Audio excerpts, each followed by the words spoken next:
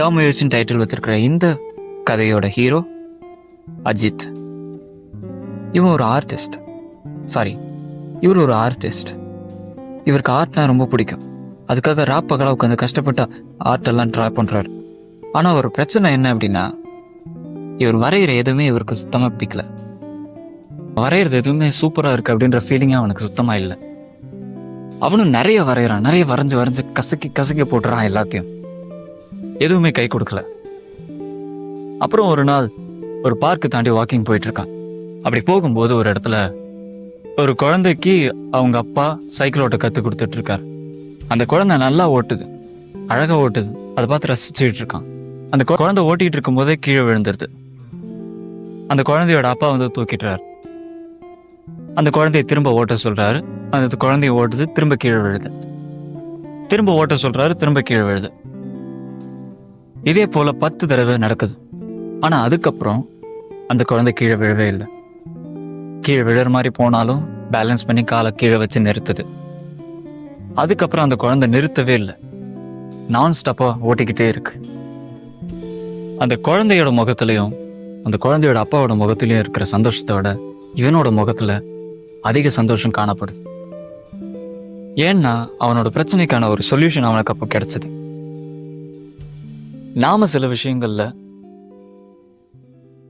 எக்ஸ்பர்ட்டா இருக்கலாம், அப்படி இல்லைன்னா அந்த விஷயம் நமக்கு சுத்தமா வராம கூட இருக்கலாம்.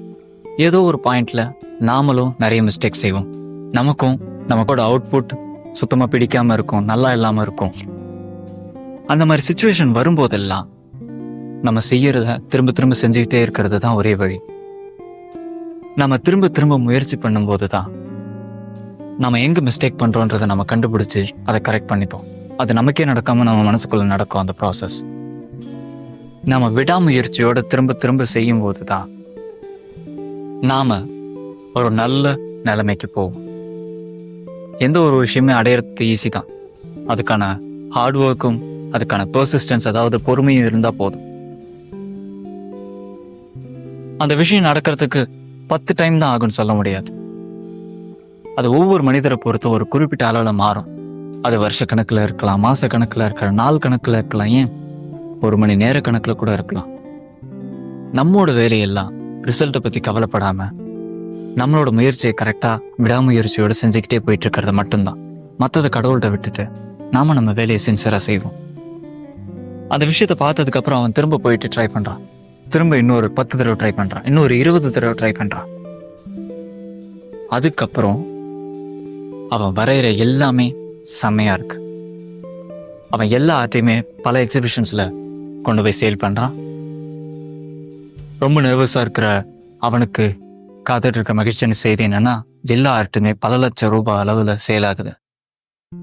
ஸோ அவனோட வாழ்க்கை ரொம்ப மகிழ்ச்சியாக மாறிடுச்சு. அதுக்கப்புறம் ரொம்ப நாளுக்கு அப்புறம் ஒரு இடத்துல